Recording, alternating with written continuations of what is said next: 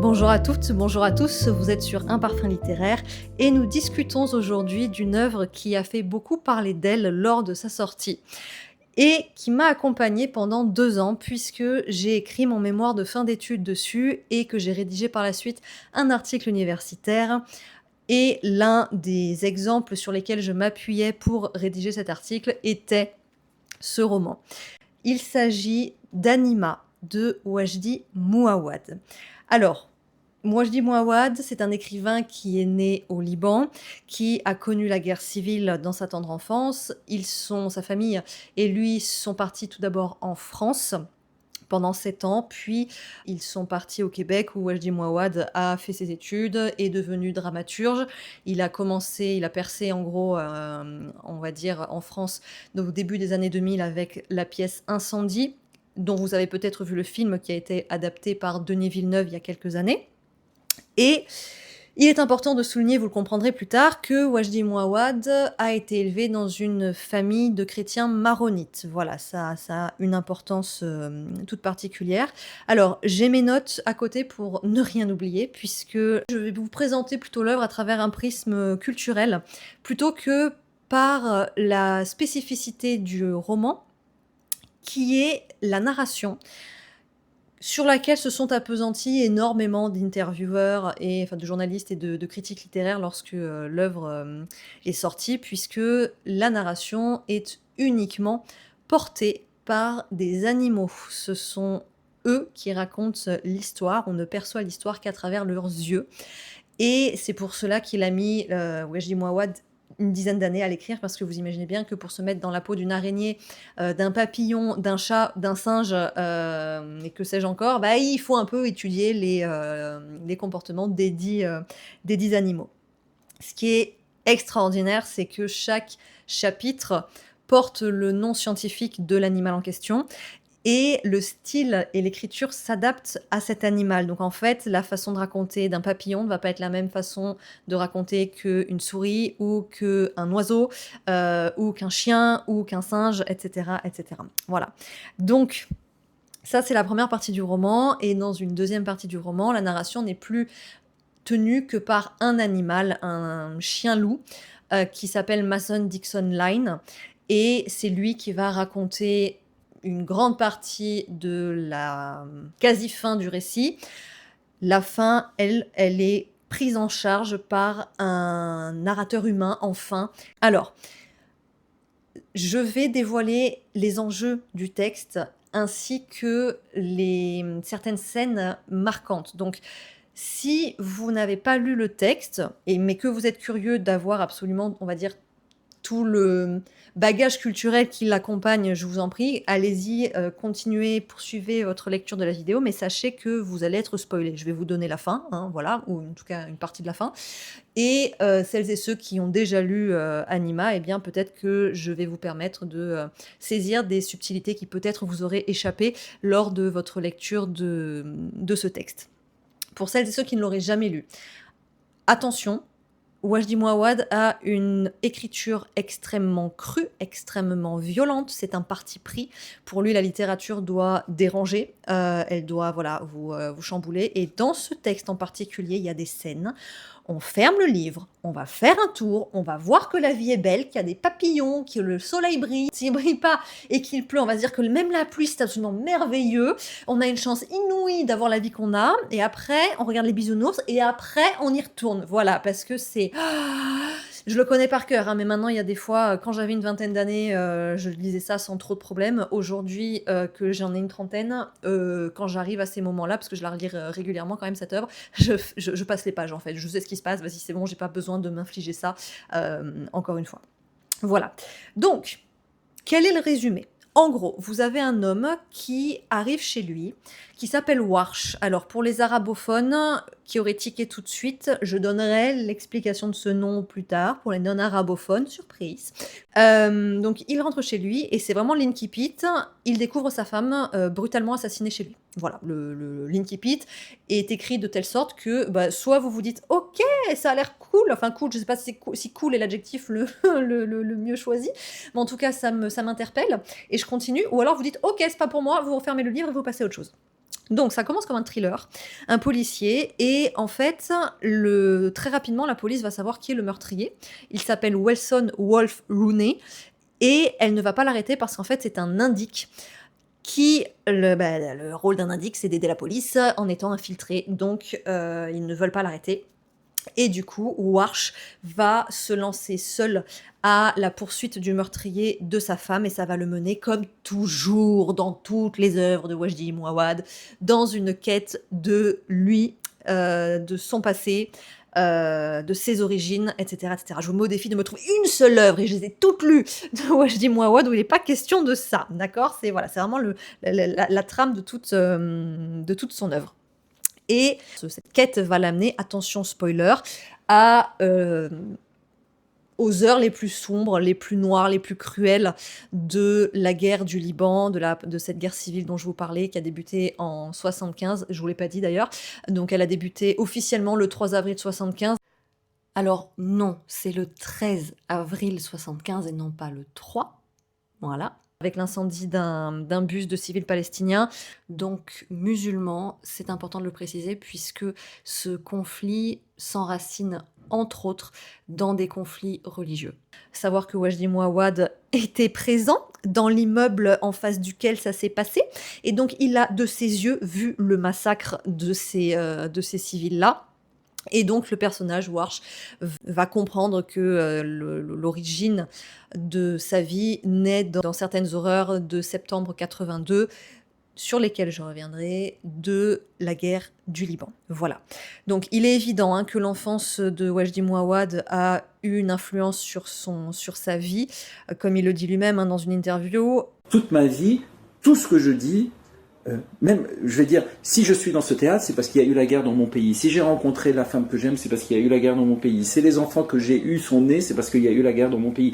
Tout ce que je dis sur ma vie, je dois rajouter parce qu'il y a eu la guerre dans mon pays. Il dit même dans une lettre en 2001, une lettre à la réalisatrice franco-libanaise Randa Shah-Sabag, « Je laisse la réalité m'envahir pour faire naître la fiction ». Voilà, je crois qu'on ne peut pas être plus explicite. Et si on avait encore un doute, eh bien, il suffit de regarder le prénom des personnages principaux des œuvres de Wajdi Mouawad. Eh bien, les personnages masculins particulièrement portent tous comme première lettre de leur prénom un W. Voilà. Ouais, je dis ça commence par un W, voilà, ça commence à faire un peu beaucoup de coïncidences. La lettre W, tous les personnages sont en quête de leur passé, tous les personnages ont un passé qui s'enracine dans une guerre, alors pas forcément celle du Liban, si je pense à Forêt par exemple, c'est la guerre de 14-18, enfin voilà, il y a quand même des choses sur lesquelles on peut pas trop avoir de doute. Bref. Donc, Anima porte forcément les traces de cette histoire extrêmement personnelle, mais elle porte aussi les traces de l'influence de la culture grecque antique que Wajdi Mouawad connaît extrêmement bien. Puisque, par exemple, il a réécrit tout le théâtre de Sophocle. Il a refait Oedipe, il a refait tous les grands mythes, toutes les grandes pièces de théâtre grec ont été réécrites par Wajdi Mouawad de façon moderne. Et Anima n'échappe pas à la règle, on commence par le titre. Voilà, Anima, bien sûr, ça veut dire animal, mais en fait, en grec ancien, ça signifie l'âme. Voilà, donc dès le titre, en fait, on a un double sens que les hellénistes peuvent saisir. Alors, la première influence qu'on peut peut-être relever, qui n'est pas la plus évidente pour un ou une lectrice non avertie, c'est l'influence de l'Alcibiade, du premier Alcibiade de Platon, dans lequel, si je vulgarise au maximum, et les profs de philo vont être en PLS s'ils regardent cette vidéo, en gros, Warsh, il n'a de cesse de dire qu'il doit voir le visage de celui qui a fait ça étant le meurtre de sa femme. Et en fait, Platon, dans son premier Alcibiade, il explique, enfin, c'est à travers un dialogue avec Socrate, donc Socrate explique que autrui, c'est la condition de reconnaissance de soi et donc de connaissance de soi. Je ne peux me connaître moi-même que parce que en face de moi se trouve un autrui qui est un reflet de ce que je suis. En gros, si je vulgarise à fond, désolé les profs de philo. Et c'est ce qu'il cherche en fait. Warsh, il cherche à se voir à travers Wilson Wolf Rooney et plus précisément, il cherche à affronter ses peurs à travers, en voyant le visage de Wilson Wolf Rooney. Donc ça, première influence grecque. Il y a d'autres points communs à relever, plus spécifiquement avec l'Odyssée de Homère. Alors, les personnages féminins, commençons par les personnages féminins d'Homère. Ce sont des alliés et des protectrices d'Ulysse de façon générale, même si je sais, Circé veut le transformer en porc, Calypso le retient prisonnier auprès d'elle sur une île perdue pendant un certain nombre d'années. Ok, néanmoins, ce sont des alliés, des protectrices et des guides, et on va retrouver ça dans l'œuvre de Mouawad. Alors, par exemple, lorsque Circé offre un bain à Ulysse, c'est un geste qui est, on va dire, il y a des prémices érotiques, puisqu'en fait Circé, elle lui dit en gros, ok, je détransforme tes hommes que j'ai transformés en porcs, je leur rends une forme humaine, mais en gros, tu couches avec moi, quoi. Et Ulysse, il n'y a pas trop de choix, il dit oui, d'accord, ok. Oh, que c'est difficile. Un homme, facile. Bref. Et donc, Circé donne un bain à Ulysse, et on retrouve cette scène-là à travers le personnage de Génis dans Anima, qui donne un bain aussi à Ulysse. Warsh, pardon, pas à Ulysse, à Warsh. Et qui est un bain clairement à teneur érotique, et ça permet au protagoniste d'avoir un répit dans sa recherche du meurtrier. Deuxième figure, qui est une figure maternelle cette fois. Dans l'Odyssée, nous avons Euryclée, qui est la nourrice de Ulysse, qui lui lave les pieds lorsqu'il rentre à Ithaque et qu'il est déguisé, et elle le reconnaît à une cicatrice qu'il porte. C'est donc une figure maternelle, et on retrouve cet aspect maternel avec Génis, puisque lorsqu'elle lave Ulysse, lorsqu'elle lave Warsh, avant que les choses ne deviennent plus tendues, on va dire, c'est vraiment un bain fait avec douceur, avec, oui, dans une attitude très maternante, il pleure dans ses bras, enfin voilà, il y a vraiment cette image de réconfort apportée par la mère. Vous avez la mère de Génis et Génis elle-même qui font figure de guide, qui disent à Warsh, il faut que tu ailles là, il faut que tu ailles rencontrer telle personne, que tu leur dises que tu viens de ma part, etc., etc. Donc elle le guide pour qu'il aille retrouver Wilson Wolf Rooney, qui est connu de tout le monde.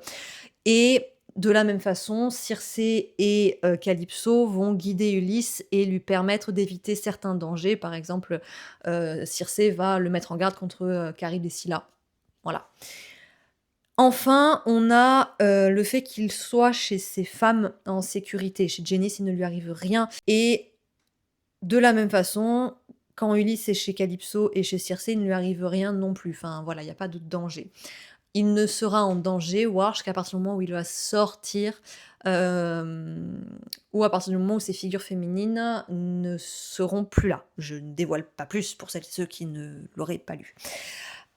On a le personnage également de Nausicaa dans l'Odyssée, qui permet à Ulysse de raconter son récit. Ici, on a Shelley, qui est une jeune femme de la nation Ojibwe, qui tient un refuge dans lequel va être amené Warsh. Et cet instant avec Shelley, où elle va lui raconter en gros ce qui s'est passé pour les Premières Nations là-bas, il va pouvoir mettre des mots sur ce dont lui se souvient de son passé. Donc, elle va permettre la parole de la même façon que Nausicaa dans l'Odyssée permet la parole. Voilà.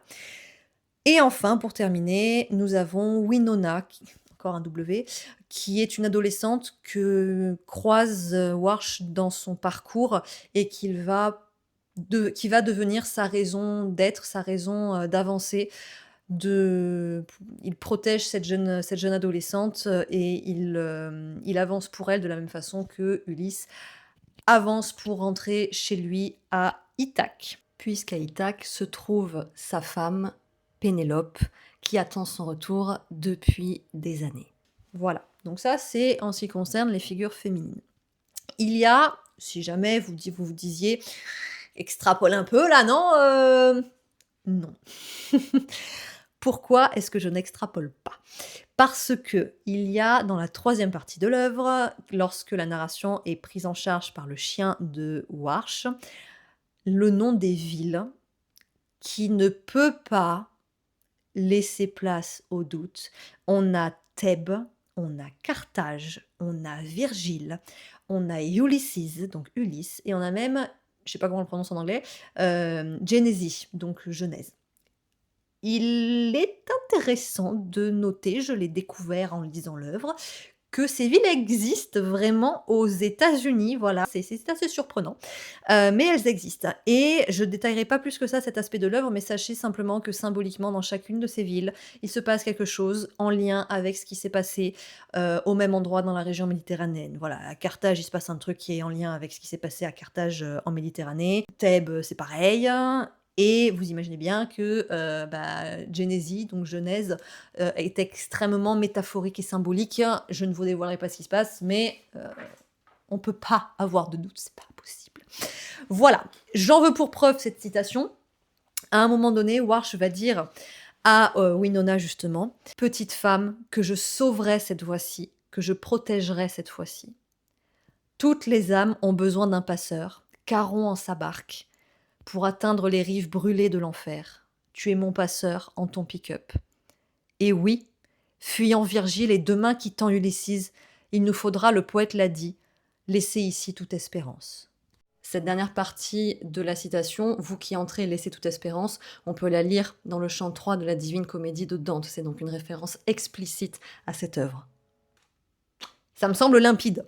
C'est-à-dire que Warsh, à cet instant, il va quitter l'Odyssée pour rentrer dans l'enfer de Dante, en fait. Et c'est ce qui se passe, c'est-à-dire qu'il va s'y enfoncer progressivement, à l'image des cercles concentriques qu'on a dans le texte du poète italien.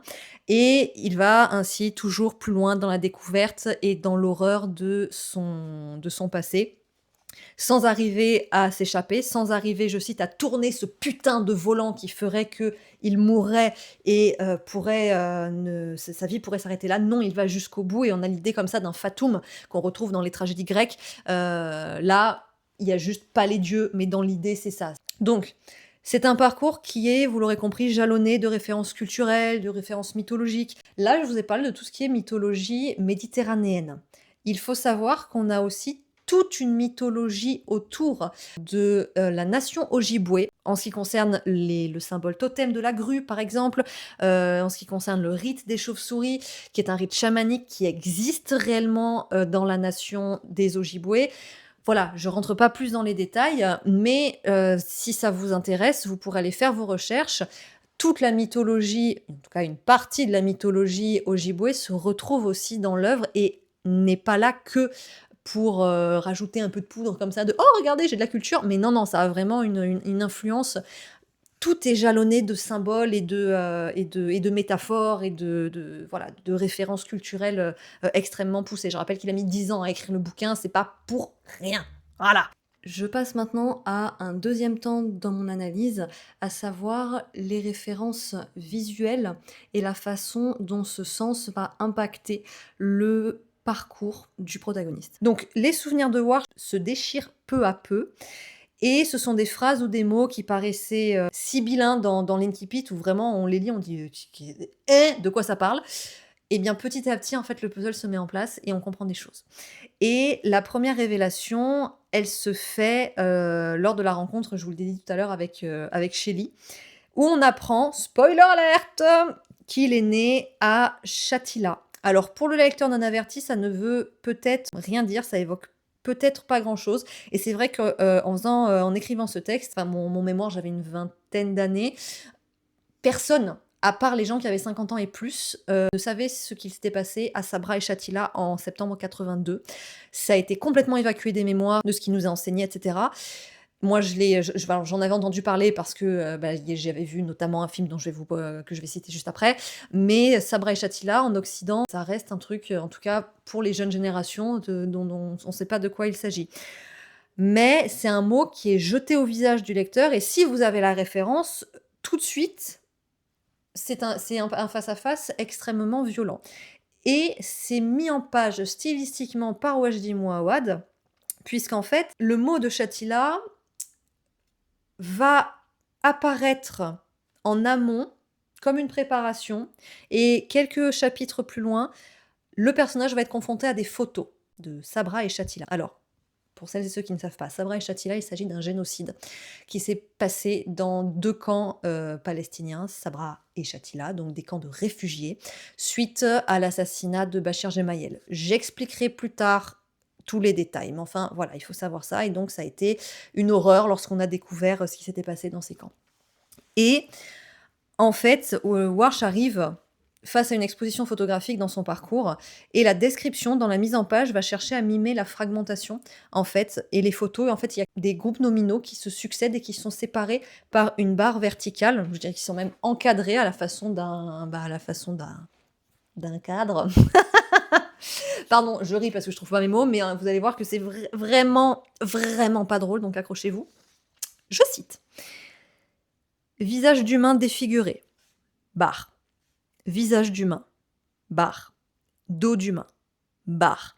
Squelette d'humain, barre. Charnier, barre. Charnier de bêtes et d'humains, barre, etc., etc. Et ça dure toute une page. Donc la description, elle est longue, elle va croissant dans l'horreur évidemment, jusqu'à ce que Warsh, quand il va découvrir le cartel des photos, va comprendre. Et son chien, qui est extrêmement sensible évidemment, va raconter: «Dans les sanglots qui sortent de ta gorge, j'entends les sanglots de ton enfance paniquée». Donc on comprend bien que l'enfance de Warsh s'enracine dans Sabra et Shatila. Et quelques pages plus loin, donc son maître va révéler: «I was there, I mean that I'm in the picture. I was there, I'm somewhere here in that picture at that moment». Donc il déchire le voile de sa mémoire et raconte en fait comment, je cite: «À l'âge de 4 ans, des hommes l'ont jeté avec des chevaux au fond d'une fosse et les ont enterrés vivants». Voilà, donc on a bien les massacres de Sabra et Shatila qui ont été perpétrés par les Kataeb, qui étaient les phalangistes, donc les mercenaires chrétiens maronites qui sont entrés dans les camps et qui ont massacré tout le monde de façon extrêmement brutale et inhumaine. Et donc, en fait, à partir de ce premier choc, les réminiscences de Warsh continuent et elles vont toujours passer par le sens visuel, en fait. C'est-à-dire que, d'abord, il y a les photos.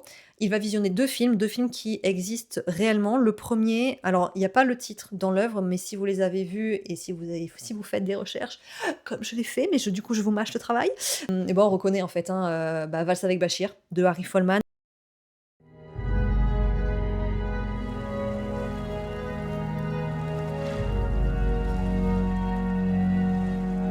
תגיד, אתה היה לך אף פעם פלאשים מלבנון? לא, לא ממש. ואתה מזהה אותי פה משם? לא.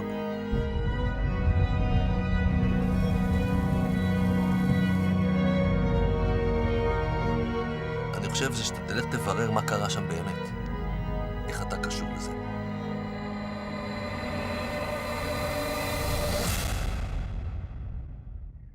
Alors lui aussi, par le biais de l'art, il va soigner sa mémoire.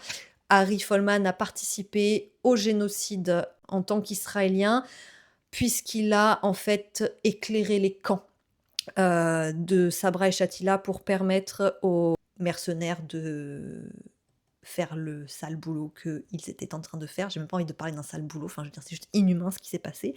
Bref, j'irai pas plus loin dans le propos parce que sinon je vais faire, je vais vous dérouler une thèse, c'est pas l'idée ici. Sachez simplement que voilà, entre les montages de Harry Folman dans Valse avec Bachir et la narration dans Anima par fragments, il y a quand même un parallèle à établir qui est assez évident. Le deuxième film, c'est un documentaire massacreur de 3 réalisatrices et réalisateurs, donc Monica Borgman, Slim Lockman, Tyson Herman, qui donne la parole aux bourreaux des camps de Sabra et Shatila. Donc c'est un documentaire qui est extrêmement dur à regarder. Vraiment, c'est assez insoutenable. Ils racontent ce qu'ils ont fait, comment ils l'ont fait. Ils étaient défoncés quand ils ont fait ça, puisqu'en fait, c'était les milices qui étaient chargées des drogues. Donc en fait, ils ont fait ça, ils étaient complètement azimutés, ils ont fait des trucs, mais innommables. Et bah, en fait, les gestes qu'ils ont posés sont décrits dans toute leur inhumanité, quelques pages plus loin, voilà, vers la fin de l'œuvre. Et ce qui est glaçant, c'est que ce sont littéralement les mots du documentaire que Wajdi Mouawad a extrait et a écrit dans son texte. Voilà. 3 ب14 الأربع ب15 الخميس ب16 ننزل تاني يوم نهار الخميس على السكن كلنا سوا يخبرنا مارون بقلنا نحن رايحين على صبرا شتيلة وشعارنا كبير صغير مقمط بالصغير ما في يا أمير حميد.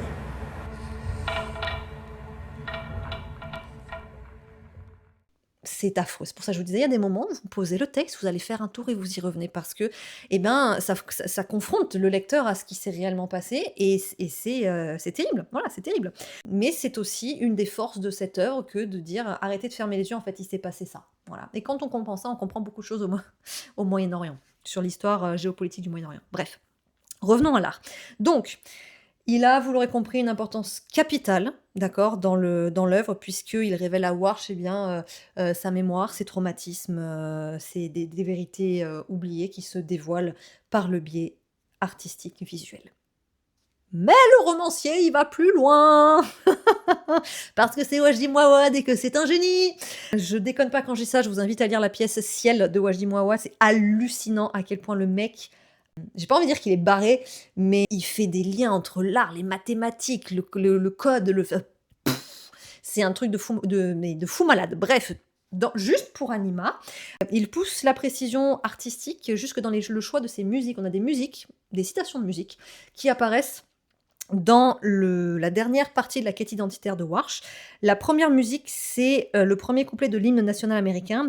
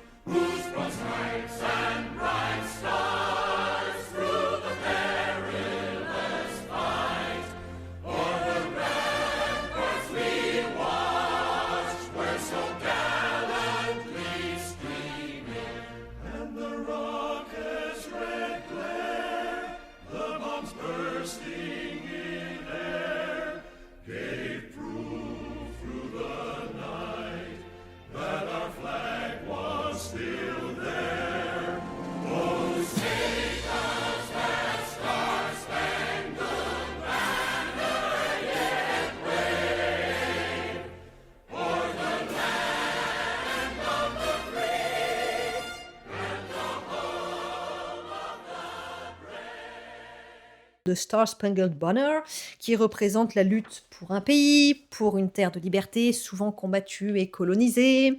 Voilà, le lien avec Sabra, Shatila, le Liban, il est quand même assez facile à faire.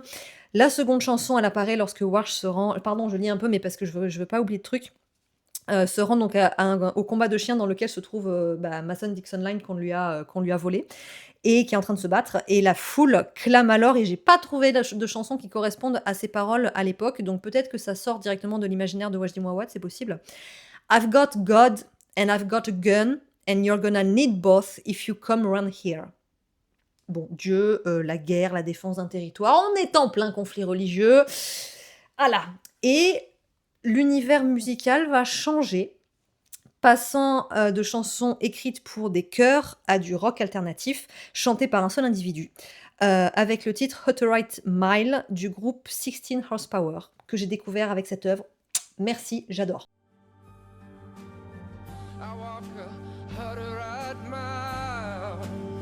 Look at me this once, put an eye to my step, look and furrow.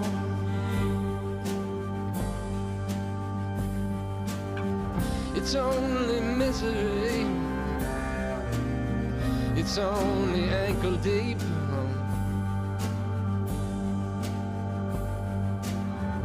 It is no mystery. I know my way from here.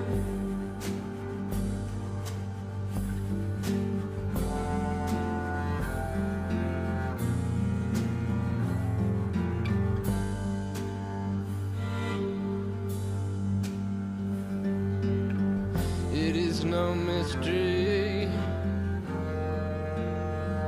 I know my way from here.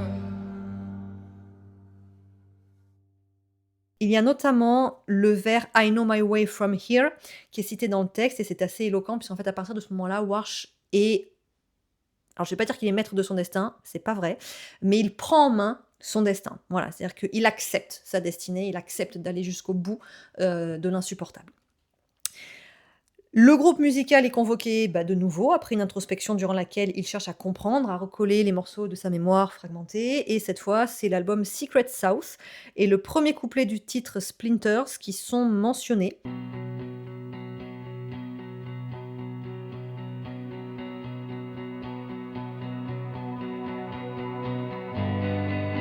South set a twister, a tearing after me. Gonna bust my house to splinters, yes, and take all that's dear to me.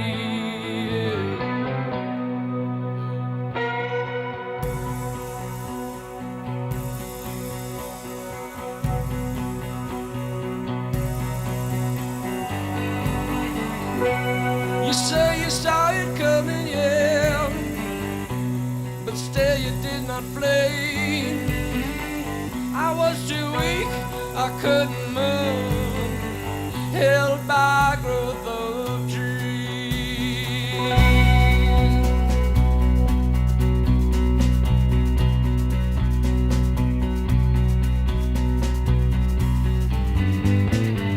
And yes, I fell upon that rock.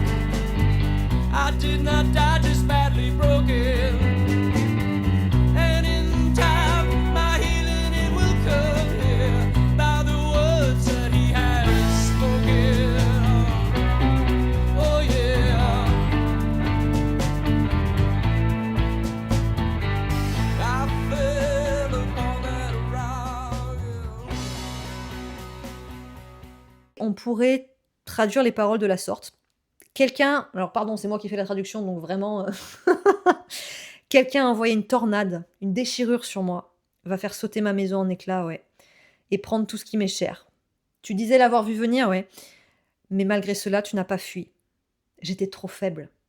Je ne pouvais pas bouger. Immobilisée par l'immensité d'un arbre. Et oui, je suis tombée sur ce rocher. Je ne suis pas mort. J'ai été simplement grièvement blessée. Et par le temps, ma guérison se fera, oui, par les mots qu'il a prononcés. Alors, bon, je pense que vous avez compris, hein, le parallèle est très rapidement fait. C'est métaphorique. Au niveau du traumatisme de Warsh, enfant, et les paroles de ce texte-là. Et en fait, ce sont aussi des mots qui forment une prolepse, puisque Warsh n'aura de révélation complète sur son passé que par le biais de la parole. La parole va se faire révélatrice. Et on retrouve à ce moment-là également l'influence de la tragédie grecque et de la tragédie de façon générale, hein, puisque la parole est au cœur de la tragédie. C'est la parole qui fait la tragédie. C'est un autre sujet. Donc, il est évident que notre romancier utilise l'art dans toute sa diversité pour créer une œuvre qui est complexe, qui est dure, mais qui n'a pas qu'un rôle en fait de divertissement. C'est un livre, et là encore je cite, c'est un livre de fiction qui raconte des faits. Et je pense que c'est extrêmement important aussi de le voir sous cet œil-là. Je vous ai dit en intro que Wajdi Mouawad avait été élevé dans une famille de chrétiens maronites. Je vous ai dit que ceux qui ont perpétré les massacres de Sabra et Shatila étaient des chrétiens maronites, des Kataeb. Et Wajdi Mouawad avait 14 ans lorsque se sont produits ces massacres. Et il le répète en interview. Qu'est-ce qui se serait passé s'il n'avait pas quitté le Liban ? Et quand je dis ça peut être moi, c'est pas une blague, dans le sens où ceux qui ont fait ça sont des miliciens chrétiens qui sont rentrés dans les camps et qui ont, alors qu'ils avaient la figure du Christ tatouée sur leur corps, posé les gestes les plus monstrueux qu'on puisse imaginer. Et je me souviens très bien. Alors, petit détail historique important, ces massacres ont été perpétrés quelques jours après l'assassinat de Bachir Gemayel, qui était président de la République à ce moment-là, en 1982. Et Bachir Gemayel, avant d'être président, était le chef de la milice, les Kataeb, les phalangistes. Il était adulé, c'était un homme qui avait un charisme incroyable, et ces hommes, les miliciens, avaient pour lui, je dirais presque une vénération carrément sexuelle. Il se trouve que quand Bachir Gemayel est mort, moi-même j'ai ressenti une peine effroyable, tellement je faisais partie de cette communauté. Et je crois que si j'étais au Liban, si j'avais eu l'âge qu'il fallait, ça n'aurait absolument pas été impossible que je fasse partie de ces gens qui ont posé ces gestes-là. Voilà. Donc en fait, l'écriture d'Anima, ça prend à ce moment-là une dimension qui est tout autre. On n'est pas juste dans une histoire cathartique. On pourrait, je pense, la qualifier de politique, même si Wajdi Mouawad n'a jamais évoqué, à ma connaissance, l'œuvre sous ce prisme-là.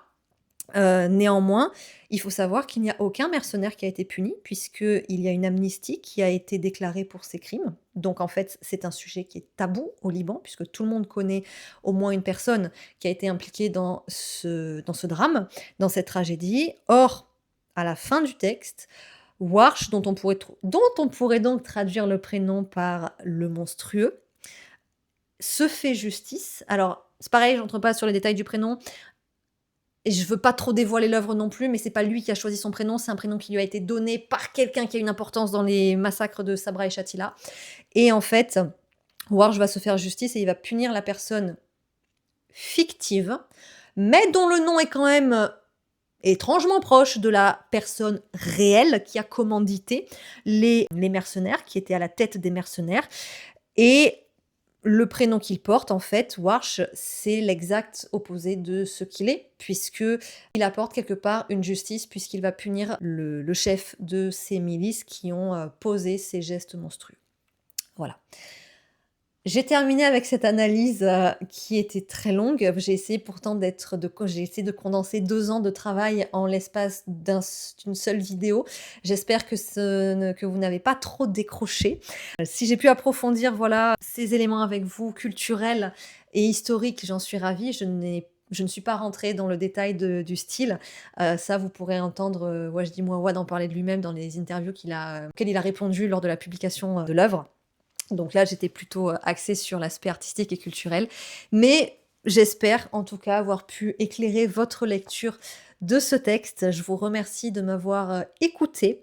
Je vous dis à très bientôt. Prenez soin de vous et n'oubliez pas de lire un petit peu tous les jours. Salut!